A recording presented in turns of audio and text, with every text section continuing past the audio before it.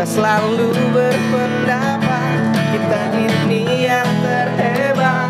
Kesombongan di masa muda yang indah. Aku raja, kau pun raja. Aku hitam, kau pun hitam. Arti teman lebih dari sekedar materi. Oke, selamat datang di podcast Sambil Jalan. Nongkrong digital kamu Yang gak cuma kasih seru tapi juga Value. Sheila on Seven. Mantap, ganteng lagunya Ganteng. Gagah. BTW mau datang ke Kalsel dalam waktu dekat katanya. Oke. Kan kemarin setelah lama tidak datang ke Kalsel ya. Ya beberapa hari yang lalu war tiket. Oke. Dan langsung habis ya? Sold out ya? Sudah sold out katanya. Ngeri. Nggak tahu nih uploadnya kapan nggak tahu nih. Nggak tahu. Entah itu udah konser. Oh iya bisa jadi. Iya benar. Tapi memang pesona abang-abang Sheila on Seven ini selalu selalu jadi yang paling trending. Salah satu band yang nggak ada hatersnya. Oh iya benar. Okay. Oh iya benar. Benar. Nah makanya nggak ada hatersnya karena meskipun dia berkarya. Iya, dan meskipun dia bilang kita selalu berpendapat kita ini yang terhebat. Ini menarik. Karena biasanya hampir setiap generasi merasa paling hebat. Oh betul. Itu udah jadi rahasia. Iya kan? Kalau kita udah lulus SMA, sekarang SMA tuh jelek-jelek sekarang. Iya. Mentalnya cemen.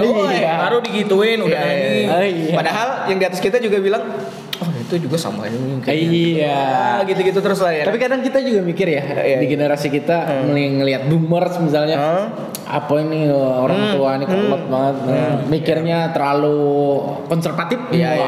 Setelah kita di fase yang itu misalnya, maka yang bawah juga bakal apa sih ini? Iya.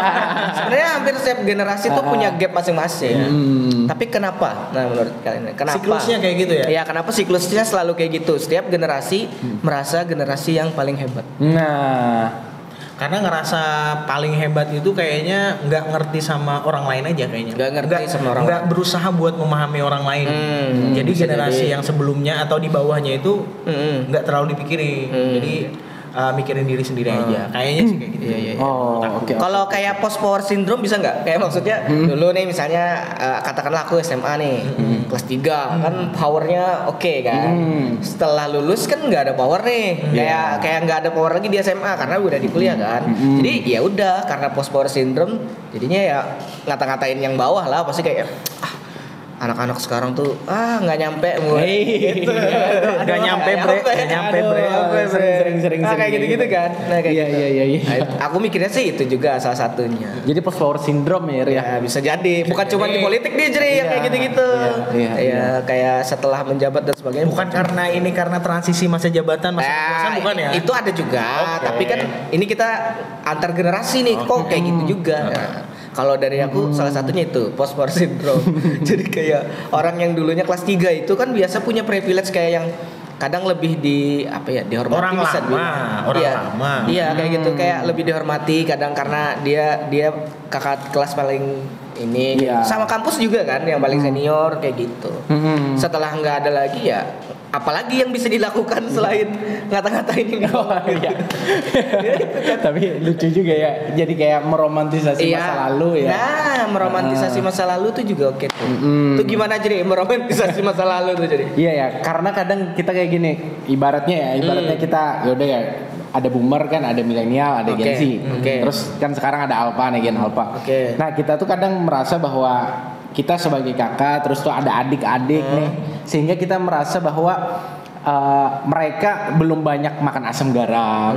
Kita kalau melihat ke bawah nih belum banyak merasakan pahit getir hidup dan sebagainya, sehingga kita merasa bahwa nih mental mereka gini nih cupu, mental mereka cemen nih, dikit-dikit healing misalnya, dikit-dikit meraju dan sebagainya kan kayak gitu kan. Kita tuh kadang melihatnya kayak gitu tuh, padahal biasanya bisa jadi ya teman-teman di Gen Z itu melihatnya bahwa mereka lebih suka dengan misalnya hal-hal yang sifatnya instan, hal-hal yang sifatnya cepat, fast gitu kan, sehingga kalau hal-hal yang terlalu cepat misalnya, itu udah nggak relevan bagi mereka. Nah kadang perbedaan cara melihat dan perbedaan cara menyikapi itu yang jadi persoalan bagi kita. Begitupun kan kita bisa jadi nggak merasa bahwa orang tua senior kita di boomer itu melihatnya juga berbeda ketika kita bilangnya kolot, padahal kan bisa jadi mereka punya asam garam soal oh ini ada kebijaksanaan di sini.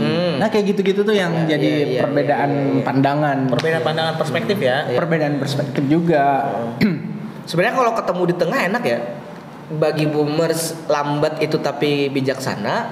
Bagi yang generasi selanjutnya yang mungkin Alpha atau Gen Z, kecepatan itu artinya adaptif. Nah ketemu di tengah aja, bijaksana dan adaptif, harusnya kayak gitu kan. Harusnya. Tapi yang sering kali terjadi selalu tuh nggak pernah bisa ketemu di tengah, ya pasti dah ceng-cengan saling antar generasi. Iya, ngeblame ya. Iya, jadi nyala-nyalain gitu. Iya, benar. Nah, itu enggak harusnya kayak gini, salah tuh kayak gini. Coba kalau kakak dulu tuh gini-gini. Iya. Kalimat paling umum sudah tuh kayak gitu. Enggak ketemu di tengah. Enggak ketemu di situ. Nah, kalau yang aku tahu ya, semenjak dulu ketika aku SMA mungkin di 2013-an lah. Iya, 2013 itu udah lulus ya. Yang udah lulusnya ya? Oh benar. Nah, tapi maksudnya gap antar generasi itu nggak kelihatan, maksudnya kayak nggak ada tuh istilah yang awal-awalnya itu yang misalnya ini Y, ini X, ini Z itu nggak terlalu terdengar. Terdengarnya itu pas awal-awal kuliah di tahun 2017-an gitulah yang mulai ada ini milenial, oh ini Z, ini X, ini Y. Nah itu klasifikasinya tuh baru kedengeran. Nah klasifikasi itu pas aku pelajarin ternyata memang patokannya adalah pengetahuan atas teknologi dan ini adaptasi mereka terhadap teknologi. Jadi kayak Z itu yang emang dari lahir aja udah tahu teknologi, bahkan kalau dipisahkan tuh susah. Kalau Y yang milenial tuh emang yang transisinya lah, yang kalaupun ada ya syukur, nggak ada ya nggak apa-apa. Nggak ada nggak nyariin. Iya nggak nyariin. Kalau yang boomers, yang X tuh yang benar-benar masih, aduh nih gimana sih pakai ini, pakai. Bahkan kalau HP aja, tolong ketikin ini, kirimkan WA buat si ini.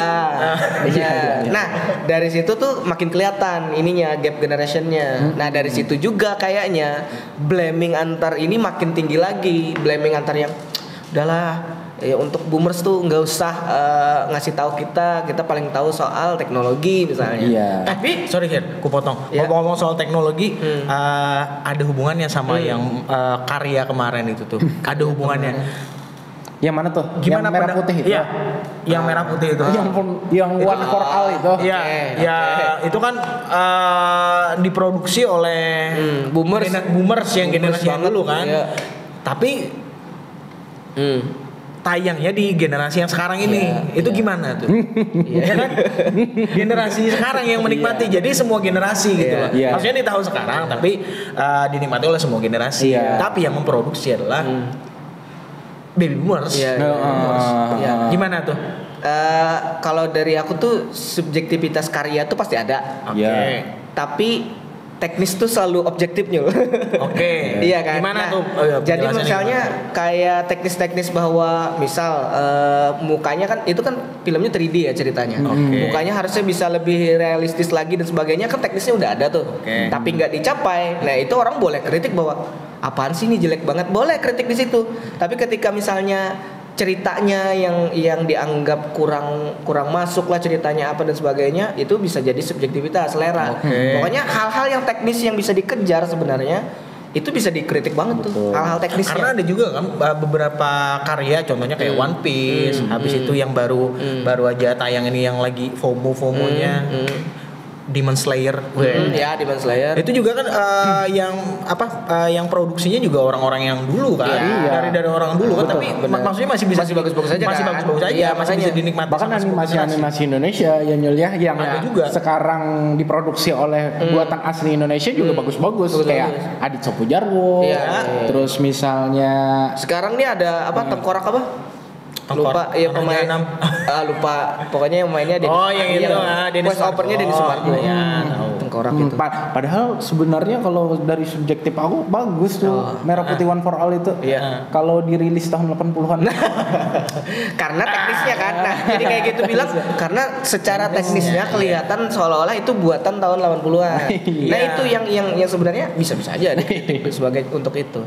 Iya. Jadi ketika gap generation yang tadi yang kita ngerasa generasi kita yang terbaik itu bukan berarti nggak boleh ngekritik generasi yang di bawah atau di atas, tapi kayak lebih objektif aja bagian mana yang bisa dikritik gitu, bukan yang kadang kan bisa jadi kayak bias kan, kayak yang udahlah pokoknya kalau boomers tuh pasti nggak ngerti teknologi, enggak juga. Itu yang kemarin yang animasinya yang dijadikan AI itu yang bikin orang tua tuh, aduh lupa lagi namanya. Yang ini yang mungkin nanti bisa yang kartun di sini, kan? Ya yang kartun mukanya kartun itu yang AI-nya kemudian dipakai yang Ghibli kalau nggak salah nama istilah animasinya kayak gitu. Nah itu juga orang tua yang bikin. Jadi belum tentu masalah generasinya. Jadi kalau mau mengkritik bisa jadi perihal teknisnya kayak gitu. Jadi ada hal teknis yang orang itu tidak adaptif misalnya. Nah kayak gitu sih. Jadi kayak pengotakan generasi ini sebenarnya perlu nggak perlu ya? Yang bikin jadi keliru itu kalau ternyata tidak ada dialog yang ideal antara tiap generasi. Dari generasi Y, X, milenial, Alpha dan baby boomers itu tidak ada dialog, atau dialognya tidak sesuai dengan apa ya? Sesuai dengan harapan. Akhirnya malah ngeblame satu sama lain, juga nyalain dan satu sama lain juga ngerasa generasinya yang paling baik gitu. Iya. Menurutku kita harus bijaksana nih. Ya, kita kan sekarang milenial nih ya. Ya. Milenial semua nih. Iya, kita milenial semua nih. Melihat ke atas, kita perlu menyikapi bahwa mereka sudah lebih banyak makan asam garam dan mereka pasti punya wise yang lebih tinggi daripada kita, gitu kan ya. Karena dia udah punya tanggungan, punya tanggung jawab dan sebagainya, itu kan udahlah kayak gitu kan, bijaksananya udah pasti bisa kita sama-sama sikapi lah. Nah, begitupun ketika kita ngelihat ke bawah, kita harus ngelihat juga nih bahwa mereka bisa jadi mungkin belum banyak makan asam garam, tetapi mereka sudah terpapar teknologi yang bahkan mungkin kita belum tahu informasi di luar sana atau di dunia, tapi mereka udah tahu duluan. Sehingga keterbukaan informasi yang mereka miliki memungkinkan mereka lebih banyak tahu dibandingkan kita soal informasi-informasi. Sehingga ya kita perlu wise juga sebagai milenial bahwa ini mereka udah terpapar teknologi lebih tinggi daripada kita, terpapar internet lebih tinggi, bahkan mereka lebih ngerti soal hal-hal yang mungkin kita nggak ngerti sebelumnya. Nah itu juga kita perlu menyikapinya, sehingga hal-hal yang menjadi dampak dari itu seperti misalnya soal serba cepat, instan dan sebagainya, ya nggak apa-apa, kita sikapi aja dengan inilah cara mereka untuk beradaptasi. Tinggal kita nih yang mengadaptasi ke mereka, ke atas juga kita adaptasi. Kalau menurutku sih itu, karena setiap orang yang merasa, apalagi yang pernah muda atau sekarang sedang muda, itu kayak Rhoma Irama tuh. Apa itu? Darahnya tuh berapi-api. Iya. Sehingga mudah ya buat ngeblame salah satu generasi dan sebagainya. Nah, itu. Kadang yang generasi katakanlah yang sudah tua itu juga harus sadar bahwa pengetahuan terhadap teknologi itu bukan soal tahu aja, tapi memang harus digunakan kan biar lebih jelas gitu ya. Kayak dulu misalnya orang tua aku bilang, apa sih main Instagram, main TikTok terus nggak jelas gitu kan. Ini setelah mereka ngerasain main kayak gitu dan sebagainya, ya malah main juga gitu kan. Artinya kayak memang harus dirasakan gitu, biar tahu, bener-bener tahu, bukan sekedar ngeblame bahwa apaan sih kayak gitu, kamu ini mending ngapain kayak misalnya kayak gitu. Nah itu bakalan bikin gap tuh. Nah, sebaliknya juga tuh buat generasi muda, bahwa kita harus paham bahwa bijaksana tuh dialami, bukan sekedar ditonton. Kadang kan kita ngerasa bijak nih gara-gara banyak nonton konten bahwa kebijaksanaan tuh kayak gini, kita harus menyikapi ini kayak gini. Kita sudah ngerasa, iya, aku tahu kok, padahal belum ngalamin. Nah jadi kalau kita ngerasa itu, maka dua generasi yang kena gap ini juga bakal ketemu di tengah gitu. Betul. Itu yang harusnya kita kerjakan gitu. Iya. Jadi Gen Z ya. Nanti kalau udah pada lihat-lihat Gen Alpha juga bakalan kayak gitu juga. Gen Alpha juga bakalan ceng-cengin juga kayak gitu. Kan bahasanya udah beda kan. Sigma, macam-macam. Iya. Udah beda lagi. Kita udah mulai ngerasa nih ya. Udah mulai ngerasa punya Gen Alpha nih sekarang. Enggak. Kalau kita ini kan sandwich generation. Jadi harus beradaptasi sama generasi yang di atas, adaptasi sama generasi yang di bawah juga gitu. Nah, kalau kita ini tuh kayak saat ini ngerasain dulunya kita kayak ceng-cengin boomers kan. Apa sih ini boomers nih? Selera ya nih. Kayak gitu-gitu kan. Nah, sekarang Gen Z tuh justru ceng-cengin millennials tuh. Kadang kayak gitu. Nah, nanti Gen Z juga diceng-cengin juga sama Gen Alpha. Dan itu kayak ya nggak masalah juga sih gitu. Perlu nggak perlu soal ada dikotomi atau kotak-kotak kayak gitu. Cuman menurutku perlunya adalah justru untuk saling mengenali sebenarnya. Kalau dipakai untuk itu kayaknya bijak dah. Misalnya nih, kayak aku coba memahami misal market kita pengen jualan atau apa gitu. Maka yang bakal kita sasar adalah boomers. Boomers otomatis dia banyak di mana nih? Banyaknya malah di Facebook karena di Instagram, di TikTok nggak terlalu main. Iya kita kalau itu mah bagus gitu. Kalau Gen Z kita ngebayangin mereka orang yang selalu dari awal sudah tahu teknologi, selalu pakai teknologi, itu gimana cara menggapai mereka. Nah, kalau untuk itu oke sih, untuk kita sekedar memetakan, ini kebiasaannya kayak gini gitu. Iya. Itu perlu gitu. Nah, kalau maunya kartunnya apa? Kalau kartunnya Gen Z itu apa ini? Kartun Gen Z? Nggak tahu. Banyak kartun Gen Z. Ya baik kita ini dulu nih balik ke sepuh kita nih. Oh iya. Ya kepala suku. Ya Bu. Kepala suku. Silakan Bu. Nah, padahal cuma selisih berapa tahun? Aku 90 ini berapa? 93. 2012. Iya. Menurut generasi X. Gimana nih? Iya. Kami kan milenial, Gen Z kan arahnya mau ke aku X. Ya maksudnya X itu tahun berapa tuh? Tahun berapa? Iya, X itu boomer. Emang milenial ini ada pembagiannya lagi? Ada angka-angkanya lah. Beda-beda. Ya milenial tuh boomer kan ada juga. Yang peralihan dari boomer ke milenial tuh, nah itu kan kamlonyol. Anunya apa generasinya? Generasi peralihan. Ya silakan. Pak Ajri sedang memasak. Ini Pak Ajri sudah memasak. Ini pertanyaannya apa? Yang mau ditanyain apa? Menurut dari pandangan dirimu gitu. Nah, kan aku harus pakai kata dirimu. Supaya Anda. Ya, menurut pandangan langsung dikasih dirimu, beban sepuh. Iya. Asik. Gap ini tuh perlu atau tidak perlu kayak gitu? Gap pasti selalu ada sih kayaknya kan. Terus juga yang tadi ku bilang kayaknya soal dialog ini yang jarang ada di tiap generasi itu, lintas generasi itu, dan dialognya kayaknya juga masih kayak dialog umum. Ya kayak generasiku yang lebih baik, generasiku lebih beruntung, kalian itu udah enak gini. Nah pasti selalu kayak gitu tuh. Kayaknya ya kalau menurut aku itu harusnya mungkin jadi harapan atau gimana ya nggak tahu. Yang generasi bawah ini idealnya itu bijaksananya adalah sadar bahwa memang masanya lagi belajar. Jadi untuk belajar ini ke generasi yang lebih tua karena mereka yang lebih duluan hidup kan.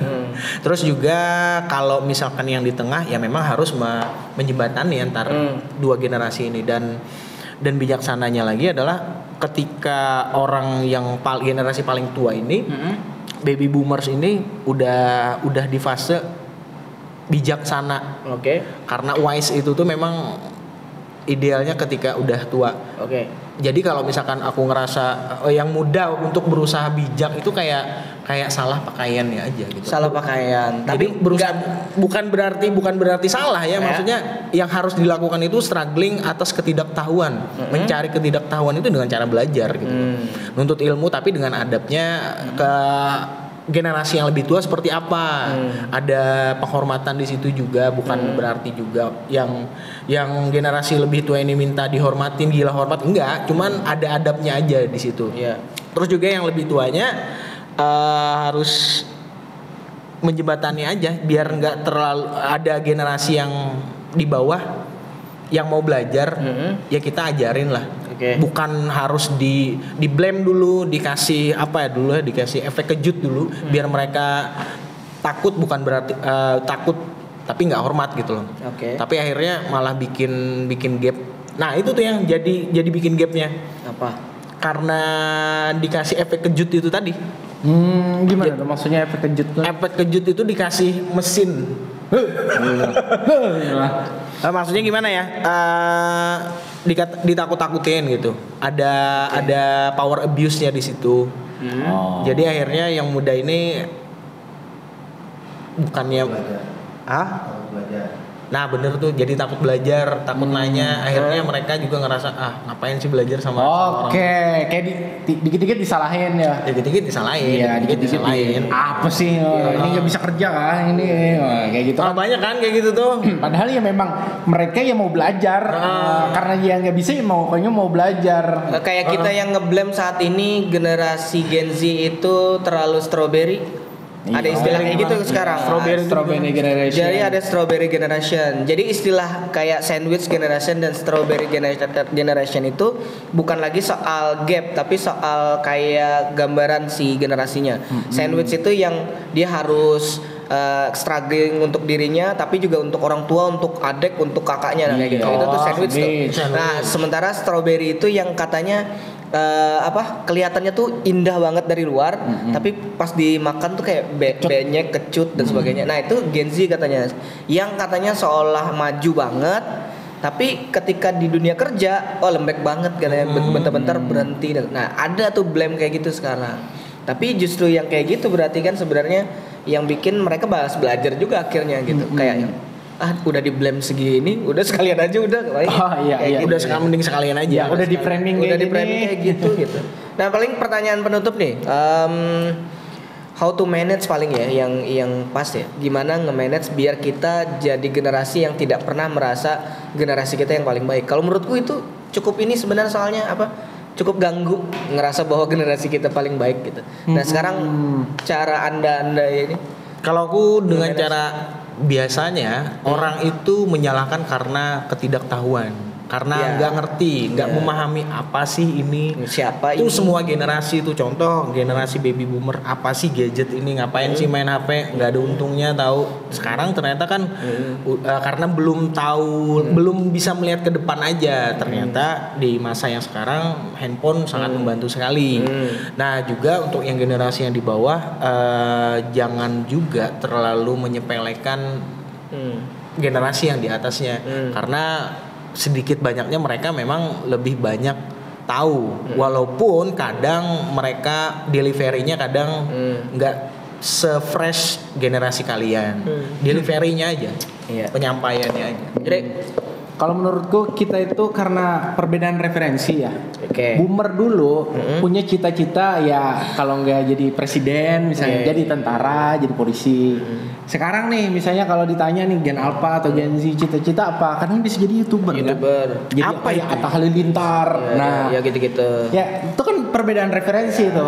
Nah dan dulu boomer melihat misalnya orang bikin konten, bikin channel YouTube tuh apa sih nggak menghasilkan, atau jadi gamer apa sih jadi gamer kerjaan apa ini? Kerjaan apa? Tapi kan sekarang ternyata dari gamers, dari ngonten, nge-YouTube itu kan menghasilkan. Jadi pada akhirnya adalah tadi harus saling mengerti sama-sama, antar generasinya harus saling mengerti. Dan pada akhirnya juga harus stay relevan tadi. Gak ada satupun generasi yang tidak bagus, gitu kan? Selalu pasti akan ada punya perbedaan-perbedaan referensi, dan juga mereka juga sukses di generasinya masing-masing kok.